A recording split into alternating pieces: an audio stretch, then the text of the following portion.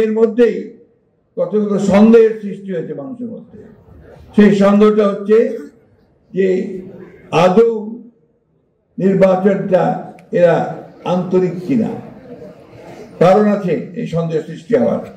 তার মধ্যে গতকালই একটা খবর বেরিয়েছে, নিশ্চয়ই আপনারা দেখেছেন, যে স্থানীয় সরকার উপদেষ্টা যিনি আছেন তিনি বলেছেন ফ্যাসিস্টদের লোকেরা যদি কেউ মাপ চেয়ে নির্বাচনে অংশ নিতে চায় তাহলে তারা অংশ নিতে পারবে। এটা কি আপনারা মেনে নেবেন? তোমরা এটা মানবে?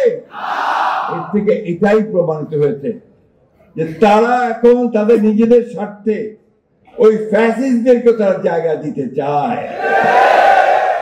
আমি কথাটা এই জন্য তুললাম, যেটা অনেককেই দেখলাম, আমি আপনার ঠিক খেয়াল করেন এই কথাটা কালকে স্থানীয় সরকার উপদেষ্টা বলেছেন, which is dangerous।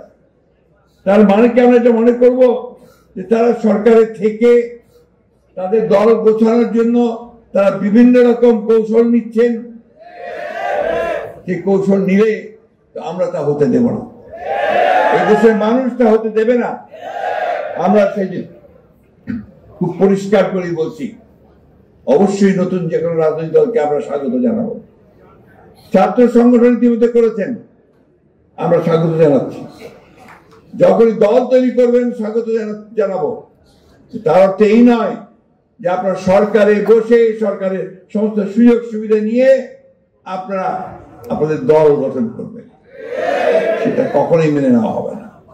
আমি আবারও বলতে চাই অন্তর্বর্তীকালীন সরকারকে এবং সরকার প্রধানকে যে আপনি অবিলম্বে এই বিষয়গুলো ব্যবস্থা নিন, তা নাহলে জনগণের যে আস্থা আপনাদের উপরে আছে সে আস্থাও আপনাদের উপরে আর থাকবে না।